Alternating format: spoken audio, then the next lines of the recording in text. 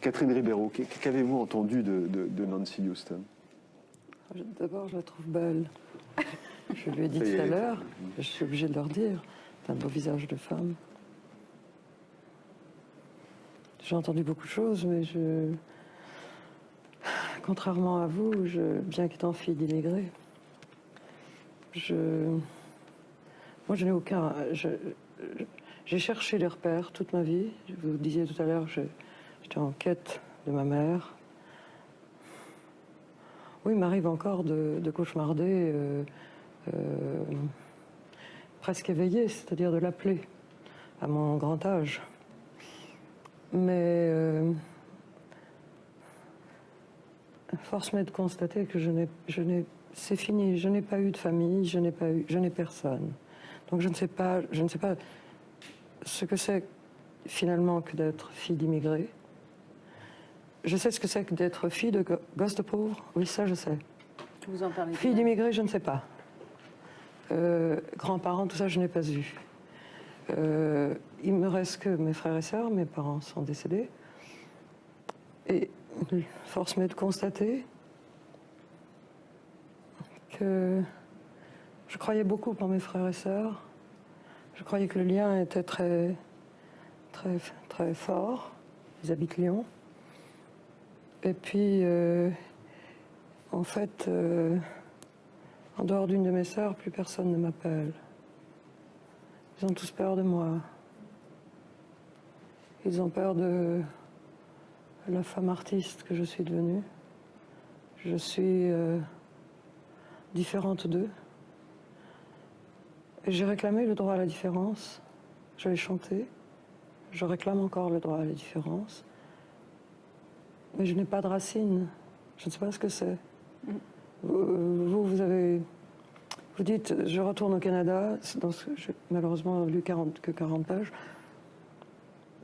Mais Philippe l'a évoqué tout à l'heure. Quand vous retournez, vous avez l'impression de tricher presque avec votre entourage. Et il fait beau. Il y a le soleil. Tout le monde joue, tout le monde s'amuse. Chez nous, personne ne s'amuse jamais. Oui. Jamais. Jamais. Ça, c'est une autre Personne ne vient. Je les ai invités.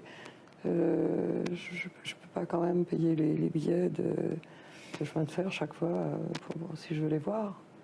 Donc je ne les voyais que lorsque j'allais chanter à Lyon, c'est tout. Mais je sais pas, je sais pas. Non, je ne sais pas.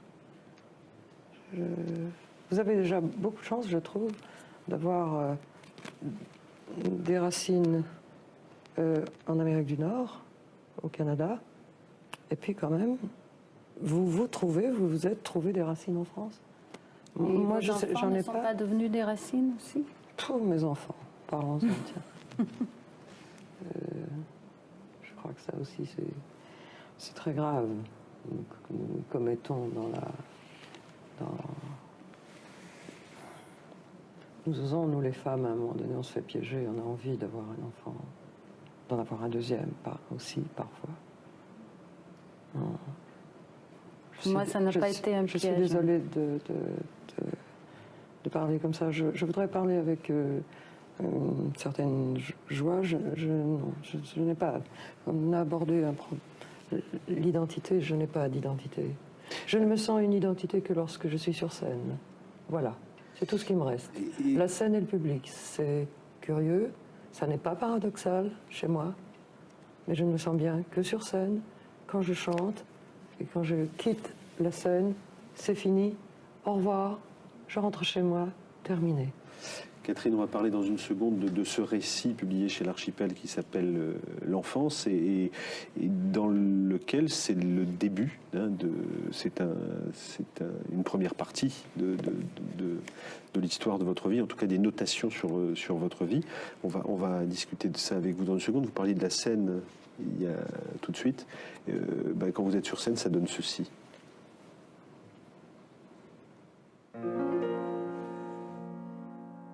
Dans le port d'Amsterdam, il y a des marins qui chantent, les rêveux qui les hantent au large d'Amsterdam.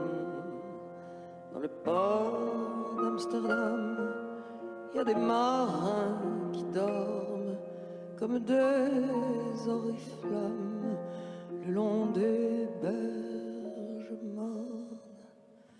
Dans le port d'Amsterdam, il y a des marins qui meurent, pleins de bière et de drames, aux premières lueurs. Dans le port d'Amsterdam, il y a des marins qui naissent dans la chaleur épaisse des longueurs océanes. Dans le port d'Amsterdam, il y a des marins qui mangent sur des nappes trop blanches des poissons ruisselants.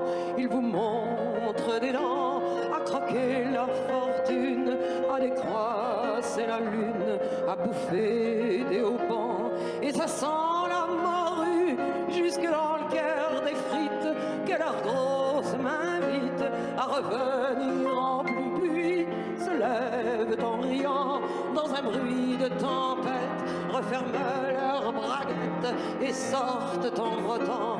Dans le port d'Amsterdam, il y a des marins qui dansent en se frottant la panse sur la panse des femmes, et ils tournent et ils dansent comme des soleils crachés dans le son déchiré d'un accordéon rance. Ils se tordent le cou pour mieux s'entendre rire, jusqu'à ce que tout à coup l'accordéon expire. Alors le geste grave, alors le regard fier, ils ramènent leur batave jusqu'en pleine lumière.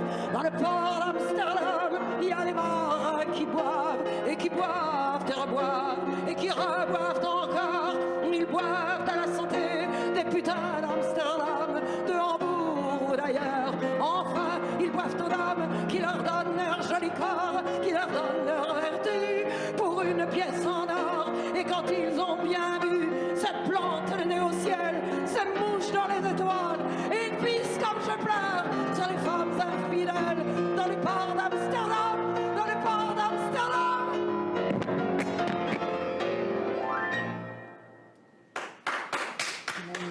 Alors, on vous applaudit, mais bon, on a enregistré cette chanson juste avant de commencer cet enregistrement. Vous êtes accompagné au piano par Jacques Paies. Est-ce que c'est la seule chose qui, aujourd'hui, vous fait encore vibrer? C'est l'unique. C'est-à-dire qu'on a compris que la famille était partie, que les enfants n'étaient plus forcément des points d'espoir. Non. Est-ce que le fait d'avoir écrit, enfin non, pas le fait d'avoir écrit, mais le fait de rendre public cette partie de votre enfance vous a soulagé? Non. Alors pourquoi vous l'avez-vous fait? Parce que Jean-Daniel Belfond m'avait demandé d'écrire, m'a suggéré trois thèmes. J'ai oublié les deux autres. Il y avait le thème de l'enfance. Et donc j'ai dit, l'enfance, oui, pourquoi pas. Il y a une chose, c'est mon enfance, effectivement. C'est pour ça que de temps en temps j'écris, il s'agit de moi, et je me souviens. Mais ça ne m'a pas soulagée. Je la vis. Cette enfance, elle m'a marquée.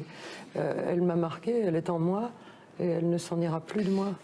Alors, oui, elle explique. Elle explique, tout est écrit. Alors ça, je dois dire, on retrouve dans mes textes de chansons pendant 30 ans. Voilà. Donc elle explique à la fois vos textes, elle explique à la fois vos apparitions, vos disparitions, vos évanescences, d'une certaine manière. Alors, je suis un peu gênée d'ailleurs, finalement, après 15 jours, 3 semaines de réflexion, à la suite de quelques interviews, je me suis dit qu'il y avait sûrement quelques malotrus qui allaient pouvoir dire... finalement, parce que c'est grave ce que j'écris, c'est très grave. Ce que j'ai écrit là, mes 3 compagnons de tranchée ne le savaient pas. Je n'en ai jamais parlé.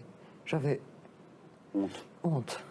Comme une mais je pouvais avouer, je pouvais parler à mes 3 compagnons. J'ai pu parler de quelques petits instants de mon enfance, mais pas comme de la pauvreté. Des coups, j'en parlais pas. J'ai triché, j'ai caché plus exactement l'absence de culture, l'absence plutôt, pas de culture, mais d'études secondaires, j'ai caché ça, mais jusqu'à maintenant. Jusqu'à maintenant, j'ai brouillé les pistes. Bon, vous avez un certificat d'études. Oui, oui, oui. Ce qui fait le bac d'aujourd'hui à peu près, hein, quand même. Ah, vous voyez, vous défendez. Oui, non, parce que c'est réel. Les gamins, ils écrivent, ils font des fautes d'orthographe. Franchement, c'est pas grave. Hein. Parce que vous avez une culture qui est autre, une culture qui est différente. Et je ne parle pas de votre voix, mais je parle de la culture. Oui. C'est-à-dire votre qualité à découvrir, à posséder. Ah oui, à m'imprégner, oui. Ouais. Oui. Oui, allez-y. Pourquoi est-ce que vous avez attendu si longtemps? Alors, on est en partie de donner la réponse, mais pourquoi est-ce que c'est aujourd'hui que finalement il y a besoin d'exprimer les coups, le fait que vous aviez une mère illettrée, que vous avez reçu des coups dans votre enfance, que on vous a interné parce que vous avez nié à 16 ans, on vous a fait des électrochocs parce qu'on pensait que ça guérirait de la maladie d'amour. Enfin, c'est hallucinant en fait. C'est hallucinant, oui. Ouais. Deux choses quand même. Hein. Quand on commence on est à la page 5, ce qui vient au monde pour ne rien troubler ne mérite ni égard ni patience, c'est de René Char, en exergue. Et puis, par ailleurs, votre livre est quand même dédié à vos enfants. Oui, parce que le chapitre qui suit est absolument dégueulasse sur la naissance. Et je ne voulais pas que mes enfants puissent penser que je ne les avais pas désirés. Je les ai désirés. J'ai avorté 6 fois. 5 fois avant d'avoir ma fille, 1 fois après, et j'ai eu à nouveau un énorme désir d'enfant. Et si j'avais pu adopter, même sur le tard, après la naissance de mon fils, si j'avais pu adopter tout de suite, il me fallait être enceinte à nouveau d'un enfant adopté. Je l'aurais fait. Et je pense que ma vie actuelle eût été plus heureuse. Voilà. Ma mère dit souvent, elle est dure, elle a une pierre à la place du cœur. Que sait-elle de moi, ma mère? Rien, absolument rien. Je ne lui parle pratiquement pas. Rien à dire à cette femme. Je remue des sentiments mauvais. Je la déteste parce que je l'aime, mais ça, elle ne le saura jamais. Elle ne l'a jamais su, c'est vrai. Enfin, je me suis rattrapée parce que je l'ai invitée à venir chez moi de temps en temps, chaque année, après la mort de mon père. Est-ce que vous êtes... comment s'est fait l'élaboration? C'est-à-dire que, par exemple, quand vous êtes interné à l'hôpital, enfin, alors en plus, ce sont des noms toujours, je crois que c'est la maison, enfin, l'hôpital du Beau Séjour. Ah non, Monrepos, la clinique Monrepos. La clinique Monrepos, oui, voilà. Donc, à la clinique Monrepos, vous écrivez. Donc, et ce livre se présente c'est comme on écrit un journal, mais à la clinique Monrepos, on vous pique ce que vous écrivez. On vous l'enlève, on vous le vole. On m'a enlevé ce que... J'étais venue avec ça, et ça, on me l'a pris. J'étais venue avec un petit journal que j'écrivais depuis des années. Et on l'a fait disparaître. Ah, oui, quand je l'ai demandé, oui, parce qu'il paraît que j'avais... C'est le docteur Rock qui l'a mangé. Oui. Elle est toujours de ce monde, cette salope. Quand ça la prend, ma mère me fait mal et par manque de temps, elle a le pouvoir d'oublier facilement. Moi, la sauvage, je n'oublie pas. Comment est-ce que se fait le processus d'assimilation? Autrement dit, comment est-ce que vous encaissez les coups et comment est-ce que pendant ces dizaines d'années, vous vous êtes tu? Comment est-ce que vous avez réussi à vous taire? Par fierté. Je crois que lorsque maman m'a fait descendre à l'âge de 18 mois dans la cave, je crois, je l'ai écrit, je crois que j'ai peut-être vécu là mon premier enfermement, mais en même temps, peut-être ma première dose de fierté. Quant aux coups qui ont suivi après, comment on les vit? En serrant les dents. Et ce qu'il y a pu et en étant violent avec les autres aussi, puisque vous êtes aussi violent avec... Oui, mais alors ça, tout le monde le prend comme ça, alors que moi, j'ai pas voulu... Non, j'ai frappé... Non, mais parce que vous dites, je n'ai pas le sens de la cruauté parce que l'amour est plus fort, mais en même temps... Mais voilà. Mais en même temps, vous frappez. Oui, mais je ne me rendais pas compte. Et c'était pas pour... Je n'avais pas le sentiment de singer maman. Pas du tout. J'avais tellement pas d'amour que c'est en faisant mal à mes 2 frères, en leur faisant très mal, que je pouvais ainsi les serrer dans mes bras Et je dis, je dansais, je chantais pour lui, pour moi. C'est-à-dire que je me suis transmise à ce moment-là une dose d'amour que je n'ai pas reçue. Je n'ai attendu personne pour me la donner. J'ai frappé, j'ai fait mal, et au même moment, je me donnais de l'amour en les serrant dans mes bras, pour qu'ils arrêtent de pleurer, pour les cajoler, pour qu'ils ne souffrent pas. Évidemment, ça ne marchait pas pour eux. Mais pour moi, oui, ça a marché. J'ai fini par avoir raison de leur manipulation. C'est-à-dire que... Oui, en trouvant le silence, ouais. En ne parlant plus, en n'exprimant plus la moindre... en n'étant plus récalcitrante, en ne posant plus de questions, en ne demandant plus rien, en se contentant de regarder les arbres derrière les fenêtres à barreaux, les doubles fenêtres, et puis en ne demandant plus rien. Voilà. Donc, à ce moment-là, eux s'apaisent. Ils vous réintègrent dans la famille. Enfin, ils commencent à penser que vous êtes en train de devenir normal. Mais de quelle normalité? Est-ce que c'était grave d'embrasser un garçon, un jeune homme, dont j'étais éperdument amoureuse, dont je rêvais depuis des mois? Ouais, c'est peut-être pour des parents dans une certaine configuration, j'en sais rien. Oui. Donc ça ne mérite pas l'enfermement. Ben, ça méritait rien du tout, oui, ça méritait... On est bien d'accord. Mais en même temps, ce qui est terrible dans ce que vous... Alors je vais presque dire vous confessez, mais le terme n'est pas bon. Mais... Non, il n'est pas bon. Non, mais en même temps, quand je vous entends parler, c'est aussi de cet ordre-là. Dans ce que vous dites. Il n'est pas bon, je suis un peu emmerdée maintenant. Très franchement, c'est très bien que cette émission se fasse avec vous. J'en ai une autre demain soir sur une station de radio, et basta. Parce que le livre sera là, pour combien de temps, je ne sais pas. Il a été écrit, je n'ai rien évacué. Je n'ai pas. Non, je n'ai rien évacué, je n'ai rien trouvé. Je ne me suis pas. Ça ne m'a pas apporté, ça ne m'a pas soulagé. Je n'ai pas trouvé de. Mais attendez. Quoi, ça viendra dans 10 ans? Peut-être pas dans 10 ans. Et dans 10 ans, vous vous rendez compte? Pour moi, 1941 plus 10, là encore. 99 plus 10. Vous êtes né en 1941. Ouais, l'année de tous les dangers, la saleté de ma naissance. Attendez. Je suis très ennuyée d'avoir écrit ça maintenant, finalement.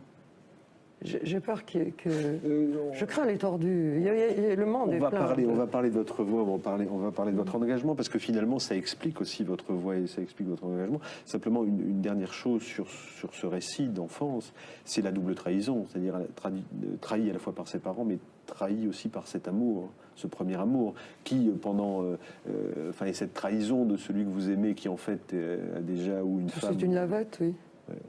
Ouais. Et ça vous emmène dans un commerce des hommes terrifiant, finalement, puisque c'est un commerce... Je l'aborde, je laisse entendre que ça, j'avais besoin de...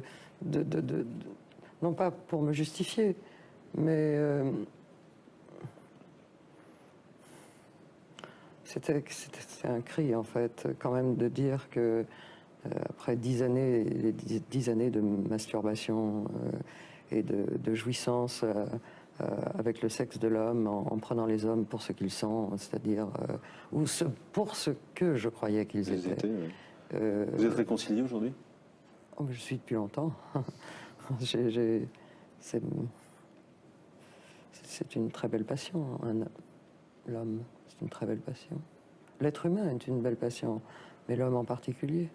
Alors, Catherine Ribeiro, sortie de son livre... Il ne faut pas être en manque d'amour. Il ne faut pas être en manque d'amour. Ça vous a trotté dans la tête depuis 1941, un peu de choses précédentes, ce manque-là. Je suis beaucoup trop absolue. Donc ça me joue des tours. C'est un livre, vous êtes trop absolu. Regardez la preuve, regardez comment vous êtes absolu. Nous voulons le monde en paix. Nous voulons le monde en paix. Ça fait 2 ans, on se bat pour éliminer Giscard. On s'est un peu moins préoccupé de la paix. D'autre part, nous avons une force de dissuasion indépendante. Nous ne sommes pas concernés par l'installation des missiles. On peut donc comprendre qu'il y avait un certain retard. Mais je crois que nous sommes en train de le combler avec cette grande manifestation d'aujourd'hui. Et ce n'est qu'un début. La paix en marche, c'était le thème de tous les slogans de la journée. Des slogans et la conclusion, une phrase de Jean Jaurès. Je pleure sur les morts innombrables. Et fort de son exemple, nous nous engageons à poursuivre notre combat, toujours unis, pour que se fasse entendre à travers le monde la voix nécessaire du bon sens et de la générosité, la voix de la France. Ouais, c'était en 1982 avec Georges Marchais, c'était à l'époque où on discutait. C'est pas que Georges Marchais, le texte a Pershing été écrit par Edmond Charleroux et un groupe de personnes, non Edmond Non, la Charleroux. manifestation était avec Georges Marchais, c'est ça que je voulais dire. Il y avait Georges Marchais dans la manif, quoi. Oui, mais ils étaient tous là. Hein. J'entends bien. Ils étaient tous là. Et on m'avait demandé de lire le texte de... Bah, d'ailleurs, il est mort. Hein. Alors, Krivine, Alain Krivine, c'est bien. Dites-vous, elle est tout le temps dans son temps, mais elle est toujours contre l'air du temps. Oui, c'est plus fort que moi, oui. Je suis un peu en avance. Donc vous je pense que je suis un peu en avance. Vous êtes plutôt, comment dirais-je, évacué par le Star System. Vous n'avez pas forcément droit toujours aux grandes scènes comme vous le...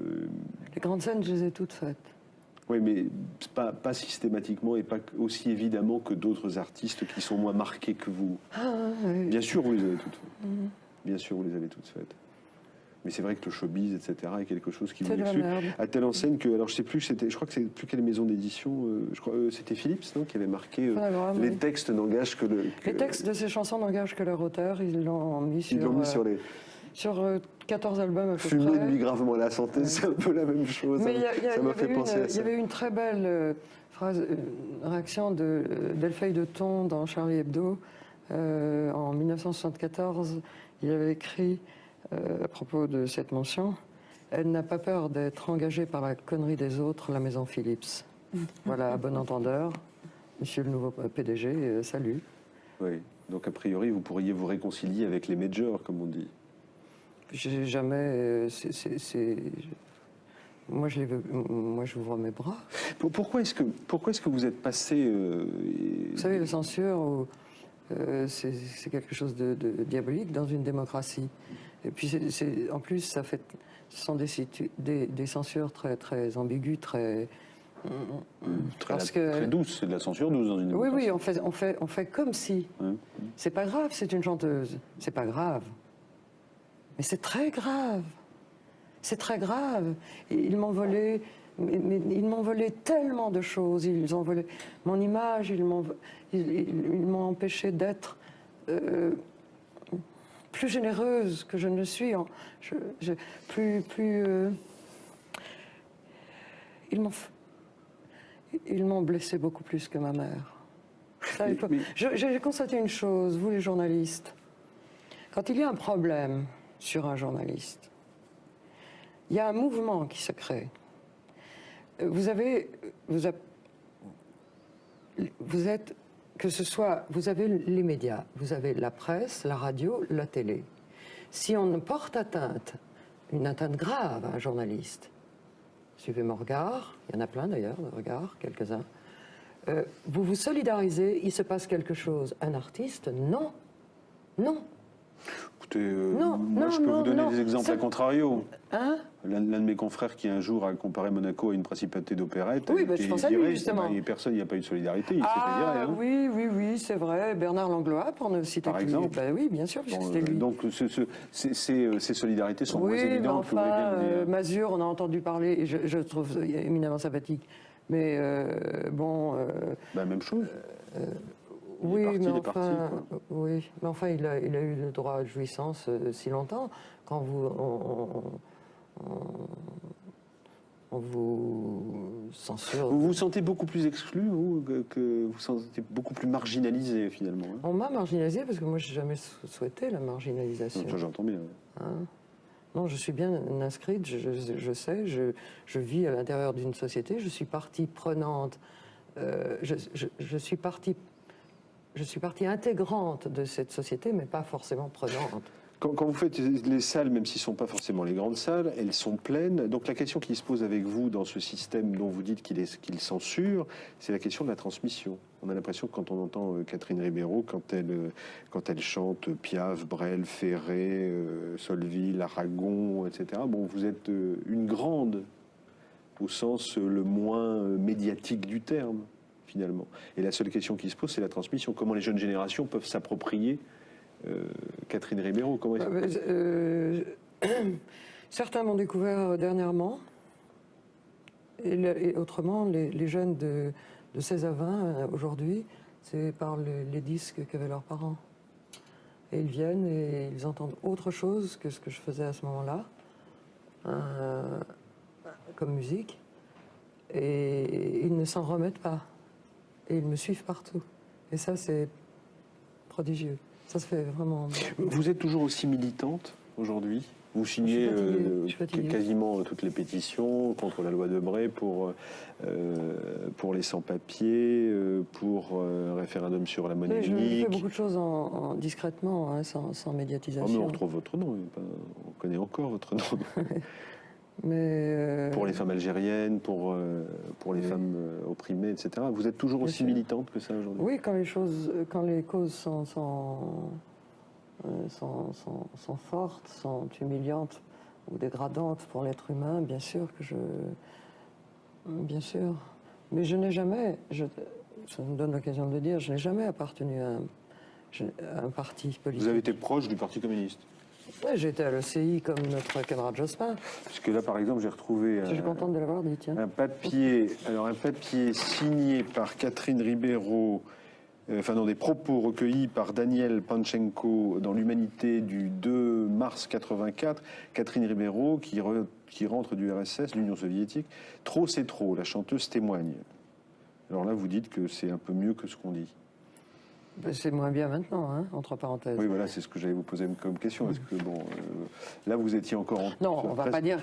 C'est effectivement, pour le peuple russe, c'est bien moins... C'est grave, maintenant, ce qui se passe. Il faut voir le pantin qui est là. Quand vous écrivez « J'ai trouvé un peuple rayonnant » en 84... Mais écoutez, c'est ce que j'ai vu. Je suis comme Volinsky qui avait écrit sensiblement la même chose.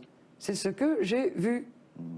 J'ai vu... À Moscou, on a vu moins de policiers qu'à Paris. Effectivement. Pas à Moscou, oui. Par contre, en Géorgie, il y en avait un tous les 20 mètres. Ah oui, alors là, c'était hallucinant, oui. Non, mais bon, voilà, c'est pour parler de votre engagement et puis non, mais je suis jusqu'au bout. Non, mais oui, mais enfin, disons que je suis une libertaire d'extrême gauche. Ça, oui. Ça existe, c'est une libertaire. Bah oui, pourquoi pas, oui. J'en connais. Un petit plaisir pour vous. Ferré. Écoutez. Vous êtes marxiste et vous le dites. Enfin, je suis apprenti marxiste. Apprenti. Oui, Pourquoi il faut apprenti. toute une vie pour être Je suppose, oui. Enfin, je voudrais bien être communiste. Mais c'est difficile. C'est difficile. L'oiseau de proie se meurt, crucifié par le sorcier. L'étau prensonne les prés. Tun ben ben ben ben ben. Tun beni beni beni. Viens ici titoun. Viens ici titoun. Ça, je l'aime. C'est clair. Ça, je l'ai. Mais elle me dit, non, et puis s'aimer même. Vraiment. En plus, c'est quelqu'un qui est mort, enfin en tout cas qui a terminé sa vie dans une relative solitude. Une grande, terrible, totale solitude. Vous étiez parmi les seuls qui avaient encore qui avaient maintenu un lien. J'ai eu la chance de pouvoir que les infirmières me laissent prendre de ses nouvelles par téléphone, donc à peu près de l'ordre d'1 ou 2 fois par semaine. Quand elle a pu respirer à nouveau, parce qu'elle restait des mois sous respirateur. Sous assistance respiratoire. Oui. Et, j'ai demandé l'autorisation de lui envoyer des fleurs au bon moment, au moment où elle pourrait les avoir près d'elle. Mais c'est grave c'est grave ce qui s'est passé. C'est l'égoïsme normal dans une société normale. Merde, c'est pas normal. C'est pas normal. Arrêtez de taper sur les journalistes. 10 secondes aux infos. Mais non, on essaie de faire plus. C'est parfois difficile de faire un peu de culture aux bonnes heures. Moi, je pourrais faire ma nécrologie aujourd'hui. Enfin, on arrête là, mais je pourrais déjà la rédiger. Pourquoi cette fascination pour la mort, hein? Je ne suis pas fasciné par la mort. Pourquoi je la préfère la vie. Non, j'entends mais bien, la vie merdeuse, moi, ça m'intéresse. Elle n'est pas merdeuse, votre vie, attendez. Ah, écoutez, enfin, je vais pas... Votre vie publique, en tout cas. Est-ce que vous arrivez à mettre dans votre voix... Est-ce que vous arrivez... pitoyable. Et c'est bien... je suis comme vous, je fuis les mondanités depuis toujours. Parce que tout le monde tape sur tout le monde, c'est horrible. Alors on se dit que le lendemain, on va taper sur... Mais attendez, ça n'a aucune espèce d'importance. Comment? Et il y a un premier cercle où vous êtes sûr des gens qui se manquent... Enfin, que les gens se tapent dessus, enfin, c'est... oui, on monte du doigt tout en permanence. Enfin, et les gens ne pourraient pas avoir un peu de... être plus tolérants, plus généreux moi, je ne sais pas, j'ai pas envie de dire, de jacter à longueur de journée et dire du mal. Srebrenica, juillet 95, 8000 morts, Rwanda, mars 1994, entre 500 000 et 1 million de morts. Donc la générosité, vous savez, c'est rare dans ce monde. On fait ce qu'on peut avec nos petits Surtout moyens. dans les mondanités. Allez, on va se refaire plaisir, parce que quand même là, vous êtes entré dans la spirale un peu dépressive, mais regardez, il va vous faire plaisir. Les inventeurs. Ils sont venus, les forestiers de l'autre versant, les inconnus de nous, les rebelles à nos usages. Ils sont venus nombreux. Leur troupe est apparue à la ligne de partage des cèdres et du champ de la vieille moisson, désormais irrigué et vert. La longue marche les avait échauffés. Leurs casquettes cassées sur leurs yeux et leurs pieds fourbus se posaient dans le vague. Ils nous ont aperçus et se sont arrêtés. Oui, j'aurais pu l'aimer, lui aussi. René Char, donc Colette Mani, René Char. Il y a très peu d'images de René Char. Ouais. Je ne sais pas où vous êtes allé les chercher. Mais... Bon, on se débrouille parfois. C'est magnifique. Je vous signale d'ailleurs, chez Poésie Gallimard, comme une présence, avec une préface de Georges Blin, qui a été réédité récemment. Et puis je voulais signaler aussi Catherine Ribeiro, femme de parole, dans la collection Chanteurs poètes de notre temps aux éditions L'Étoile du Sud. Alors là aussi... C'est moi qui ai trouvé le titre. Bon, quand on regarde votre vie et votre parcours, finalement, c'est quand même pas mal. Il y a un apport... J'ai vu qu'il y avait, de 1964 à 1970, il y a un apport hindouiste dans votre vie. Ça vous a passé, ça aussi? Pardon? Ça vous a passé ou c'est... Oui, il en reste toujours quelque chose. Je me rends compte que c'est seulement maintenant que je peux mettre en pratique ce que j'ai appris à ce moment-là. C'est passer de... c'est pas évident.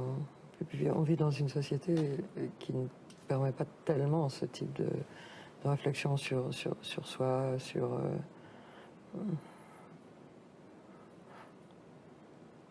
On a quand même l'impression que vous vous débarrassez des choses. Enfin, dans votre récit, l'enfance, qui induit une suite, normalement, dans ce que vous êtes en train de dire, on sent la façade, peut-être parfois, avec un tout petit peu je dis bien un tout petit peu, et je parle de façade, un peu de sérénité. Non, tout est faux. Enfin, vous avez raison. Il y a une telle fracture à l'intérieur que c'est... Non, je travaille à travers le biais de la sophrologie depuis 2 ans et demi. J'ai fait pas de grandes découvertes. Il n'y a pas de découverte à faire. Il y a un travail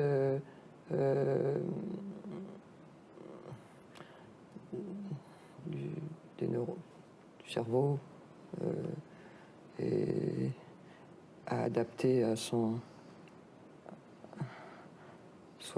travail, à son mode de vie, et petit à petit, ça se met en place sans qu'on ait à faire le forcing sur soi. Ça se passe comme ça. C'est très agréable et j'en suis à un point où je voudrais que ma vie change complètement. Je voudrais tout vendre, tout ce que j'ai gagné à la force du poignet, jusqu'à la dernière petite cuillère en argent ou pas. Et repartir. De zéro. Et partir à zéro, oui, absolument. Et je pense que je me dirige vers ça. Nancy Houston, je vous laisse parler dans une seconde, mais tout à l'heure, bon, on est dans une émission culturelle, sérieuse. Tout à l'heure, j'ai offert une plaque de chocolat à Nancy Houston, parce que ça évoquait un souvenir très précis. Et je me dis qu'il n'y a pas de... Enfin, finalement, il n'y a pas de hasard. Et j'ai reçu ça ce matin du comité régional de tourisme des Alpes du Sud. Et les Alpes du Sud vous offrent à la veille de l'an 2000 ce sapin symbole du bon air pur de ces montagnes. Et je me disais que... Enfin, je me disais, tiens, je vais lui... Je vais lui donner parce que quand vous avez commencé à faire de la musique, finalement c'était les groupes Alpes. Hein, et si c'était Alpes, c'était l'air pur des montagnes. Alors je me disais que c'était le moment ou jamais de vous donner ça. Bon, on peut rire, hein, Catherine Ribeiro, quand même un peu. Mais bien sûr. Bon, on est bien d'accord. Bien sûr. Nancy Houston, qu'avez-vous entendu de Catherine Ribeiro? J'ai d'abord entendu cette chanson à Amsterdam, mais je dois dire que j'en ai encore des frissons. C'est une chanson que j'ai découverte, figurez-vous, à Boston. Il y avait un spectacle qui s'appelait Jacques Brel is alive and well and living in Paris. Remember that? Et j'ai dû y aller 15 fois dans l'année et j'étais amoureuse d'un des deux chanteurs qui chantait Jacques Brel et notamment cette chanson-là. Et donc, quand je chante à Amsterdam, je me divise en deux. Je me divise en deux. Vous êtes homme en bas et femme en haut. Non, j'ai l'impression, oui, ça pourrait être, mais c'est pas ça. En réalité, je me coupe. Dès le deuxième couplet, j'ai l'impression que je ne sens pas de couteau ou de scie qui passe. J'ai l'impression que mon corps se fait deux comme ça. Il y a un côté, il y a c'est pas une fracture, c'est une coupure qui va de haut en bas, plus exactement. Oui. Et je deviens, en plus c'est une chanson misogyne quand même. Très. Et vous aviez des mouvements de hanche très... Je suis homme et femme. Oui. Très bizarre. Et je passe à la chanson suivante et tout est oublié. Mais je voulais dire deux choses aussi. C'est d'une part, vous dites que vous vous êtes tue pendant toutes ces années, et en fait, en chantant, vous ne vous êtes pas tue, et loin de là. Et je pense que beaucoup de ce que vous... Oui, si ça passe à un niveau quelconque, ça passe très très fortement dans votre voix. Tout ce dont vous avez souffert et tout ce que vous racontez dans le livre, je pense qu'on le reçoit très très bien.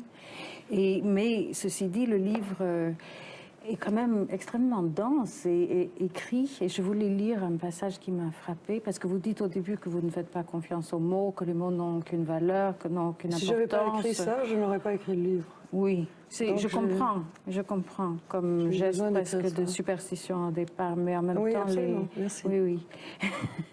Mais les mots sont là et ils sont forts. Vous parlez des histoires que racontait votre mère. Vous dites, je bois, j'avale ces paroles et je les vois, ces femmes funestes. Il s'agit de sorcières, c'est mes personnages préférés aussi. Drapées de noir, les yeux excavés, les doigts crochetés d'épingles. Elles projettent leurs ombres chinoises sur la campagne aride. Certains soirs, mon imagination fulgure au point de ne pouvoir dormir. C'est magnifique. C'est magnifique. Non, je pense que c'est très bien que vous ayez fait le livre. Il y a une chose que ce livre m'aura apporté, c'est le goût et un désir fou d'écrire à nouveau. Mais un roman. J'ai le titre. Et moi, j'ai envie de chanter. Bon, eh bien, écoutez, on va passer à la suite de l'émission.